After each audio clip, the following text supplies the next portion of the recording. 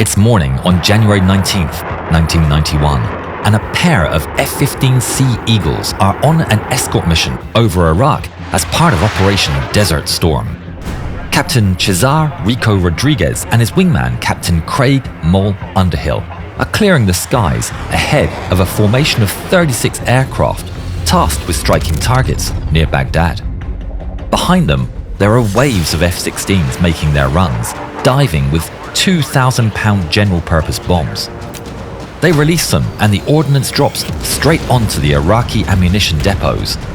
Giant explosions rise from the desert.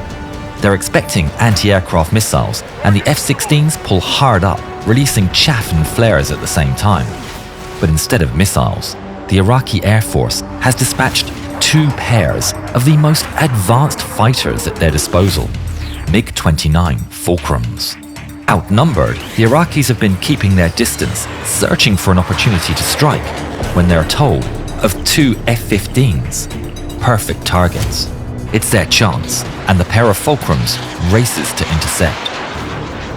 In the F-15, Rico gets a message from his AWACS controller, Mark White. Rico, you have 2 hostile contacts. One bearing 040 for 35, second is 340 for 65. Roger, we'll take the 040. Rico chooses the most threatening target, and they turn to engage. The F-15's front-facing radars detect the contact, and it appears on their screen. Contact. But it's not the only warning. On another screen, a 29 appears. It's his radar warning receiver, or RWR, a device that tells him when enemy radars can spot him. I'm being painted. MiG-29. I see it. Rico and Mole brace for action. The 2 pairs of enemies, both 4th-generation fighters, have each other in their sights and are heading towards each other in a supersonic joust. Rico selects an AIM-7 Sparrow missile. But the Iraqis have a plan. They dive far below the F-15s, attempting to use the ground clutter to conceal themselves from the radar. But it doesn't work. Aboard his F-15, Rico sees the single fuzzy contact split into 2 well-defined targets. I gotcha. It's 2 versus 2. Rico selects one of the contacts and locks it in. Aboard the Fulcrum, the pilot sees his radar warning receiver light up with the wail of a lock alert. But the Iraqis have yet another ace up their sleeve. They bank to the side, and suddenly, the warnings go silent. Rico's finger hovers over the weapon's release button when the radar contacts suddenly vanish from his screen. I lost it. It's a blind spot in the F-15's radar. Objects moving perpendicular to them are invisible, and the MiG-29s are exploiting it perfectly. Rico's frustrated, but it's a known tactic. The enemy reappears on radar 12 nautical miles away. Contact. He locks it in one more time, but doesn't fire. The AIM-7 Sparrow needs him to maintain lock throughout the missile's entire flight, and he knows the enemy are going to re-enter the blind spot before the missile has a chance to catch them. Once again, the enemy disappears. Lost it again. The MiG-29s keep maneuvering across the sky, toying with the F-15's radar, Contact. constantly blinking in and out from Rico's screen, keeping 12 nautical miles of separation. Lost it again. Rico can see what they're doing. The Fulcrums are dragging them along. Over at the AWACS, Mark White keeps an eye on the situation. As the F-15s make their move, they leave the airspace that Mark's responsible for, and following protocol, he hands over Rico and Mole to another AWACS controller. Rico and Mole keep up the chase across the sky when suddenly their RWR beeps with alarm and starts filling with detections up ahead.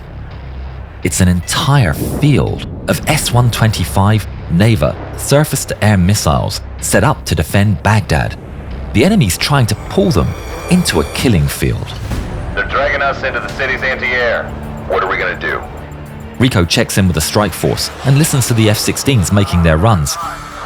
If he and his wingman fly away, then the F-16s will be definitely intercepted by the MiGs. He makes a daring choice. Hold position. Keep pushing the bandits away until the strikes are done. Then we can get out of here. They hold their altitude and deliberately continue heading towards the enemy trap, buying the strike force the time it needs. The RWR clicks every time the enemy radars scan the F-15s, and they hear them getting more frequent by the second.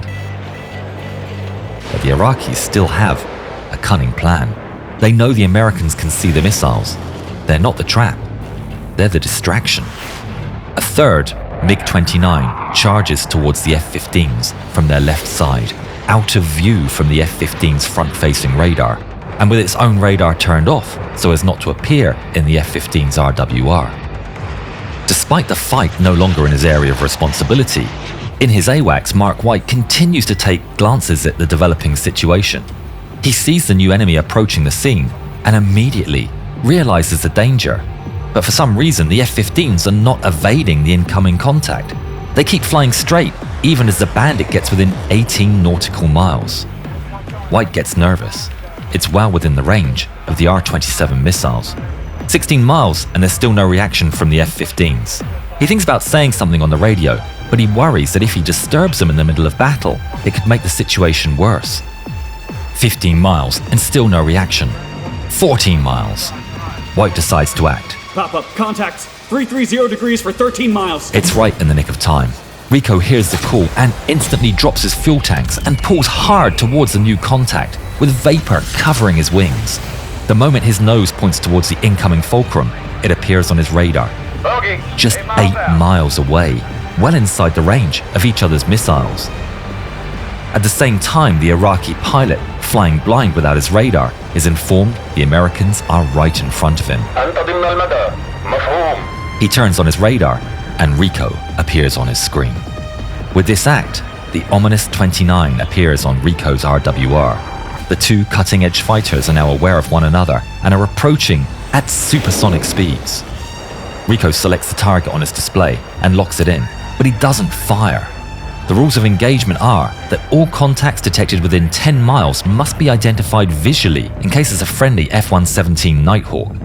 Even with the 29 on the RWR and the imminent danger, Rico holds fire and orders Mole to run friend or foe ID on the contact. But there's no time. The Iraqi selects Rico's aircraft and locks him.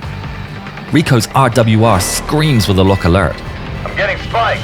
He immediately turns upside down and dives, releasing radar reflective chaff. I'm getting low. The terrain will confuse his targeting system. But it doesn't work. The RWR continues screaming in his ear, warning him of impending doom as he races down from 30,000 feet at the speed of sound. Rico whips his head left and right, desperate to spot the enemy. Mole locks the target, his finger hovering over the weapon's release button as he runs an ID procedure with the help of intelligence aircraft. The seconds feel eternal as they finally clear him to engage. He's given the all clear and presses the button. Box 1. The AIM-7 Sparrow shoots off from under the F-15 in a plume of smoke. Rico sees it streak across the sky, the smoke trail passing between his tails. He follows the smoke trail with his eyes and finally sees the MiG-29 aiming his nose down towards him. But it never gets to fire. The Sparrow rushes in and strikes it square on the nose. There's a giant flash and the MiG-29 disintegrates, tearing apart into a black smudge of oil and parts. Splash 1. A wave of relief washes over Rico as he pulls out from the dive at just 500 feet high. But over at the AWACS, White can see it's not over. Second group, north, 10 miles. Rico scans the skies. He considers turning away. By now, the strike package of F-16s is already heading home, so they've no reason to hang about. But the enemy is too close for comfort. They could be shot from behind. They need to fight. Rico turns north, and the enemy appears on his screen. It's just beyond 10 miles, so he's clear to shoot it down. He runs an identification procedure. It's hostile. He selects the contact on his radar screen and locks the target. In the enemy plane, the Iraqi hears the lock alert and he breaks into a sharp evasive maneuver, but it makes no difference. Rico's lock holds strong as his finger hovers over the button. He lights up as a diamond on my scope. Say again?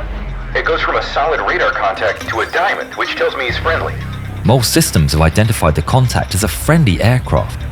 In that moment, Mole is overtaken by a cold sense of dread. But Rico's confident it has to be another MiG, but he needs to prove it with his eyes. The two prepare for the fight. Rico elects to identify the target and Mole gets ready to take the shot. Rico races towards the enemy, which is coming straight towards and above him.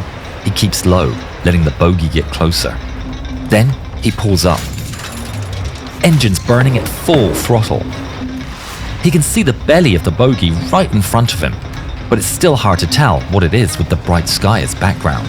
He holds his F-15 in his path until Rico's F-15 roars within 50 feet of the Bandit, and as he does, he finally gets a good view of the enemy's top side, with its green camouflage, which is proudly displaying the Iraqi flag. It's a MiG-29! Rico makes a wide turn left as he soars over the MiG. Looking down through his canopy, he sees the MiG performing a flat turn left, holding his altitude. In that instant, he spots an opening, and the fancy shooter eye formation goes out the window. It's a dogfight. He turns upside down and pulls hard on the stick, cutting into the MiG's circle. He's crushed by 10 Gs of force, pushing the F-15 to its limits. He sees the MiG roar past in front of him, and he pulls hard left to follow. Rico sees the MiG flying away, but he knows he has the advantage. The MiG pushes down, trading altitude for speed. Rico follows him, spiraling down towards the desert floor as the paths of both jets converge. Rico sees a MiG scream through the merge. He's getting closer. He pulls hard, feeling the blood rushing down from his head as he does everything to bring the fulcrum into his sights. Far above, Mole can see his leader tangling with the enemy and spots an opportunity. I can come in. Stand by. But Rico can feel it. This one is his. He sees the MiG coming back and they roar past one another. He almost has him, but they can't keep up this trajectory as they're rapidly running out of altitude. Rico pulls with all he has, powering through 10 Gs of force. Through the crushing Gs, he sees the beautiful sight of the fulcrum moving into his sights. Rico selects an AIM-9 Sidewinder and starts to pull, aiming ahead of the MiG for the best chance of impact. But the Iraqi pilot sees it, and a desperate last-ditch attempt, he turns upside down and pulls hard towards the ground. Rico's ready for the Iraqi to try something, but he's shocked to see the MiG dive straight for the sand. He doesn't even think of following and pulls up to the left, letting the MiG go. The Iraqi pilot starts to pull up and is crushed by extreme G-forces as his plane continues towards the ground. The sand fills his windshield as he pushes the afterburners to maximum. His MiG screaming as it pulls beyond its G limits. He's doing everything to bring the nose up, but it's not enough. And the MiG-29 Fulcrum and its Iraqi pilot crash into the desert sand. Rico's heart races as he comes down from the adrenaline high. He's won. Mole appears 2 miles off his right. Tactical, right side. And Rico can finally afford to relax. Let's go home. Cesar Rico Rodriguez would tally up 3 victories total in his career, making him tied for the top spot of MiG victories for pilots after Vietnam. We hope both pilots like our film. It was close today. 2 same-generation fighters. True. Not like when our F-16s ate Hawks for breakfast. Watch the full film here.